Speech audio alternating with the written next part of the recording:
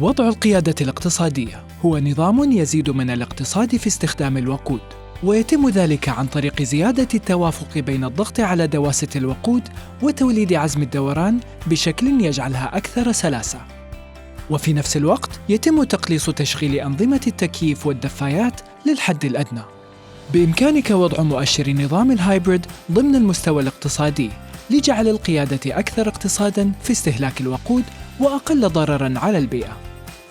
أثناء التحكم في ذراع ناقل الحركة، حاول قدر الإمكان ألا تضع السيارة على وضع لا تعشيق N، لأن ذلك يدفع محرك الوقود للعمل دون أن يتم توليد الكهرباء.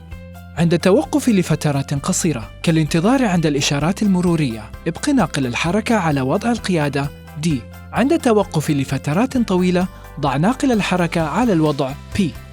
حافظ على سلاسة قيادتك، وتجنب التباين في زيادة السرعة وخفضها بشكل متكرر أو مفاجئ.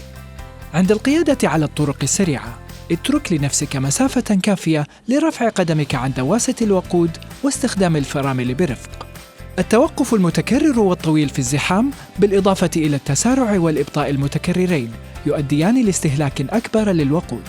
عند استخدام المكيف، استخدم وضع تدوير الهواء للحد من استهلاك الوقود. من الممكن أن يتسبب ضغط الهواء الغير مناسب في الإطارات في تراجع مستوى الاقتصاد في استهلاك الوقود. زيادة وزن السيارة يزيد من كمية الوقود المستهلكة. سيارات الهايبريد لا تتطلب تحمية المحرك قبل القيادة.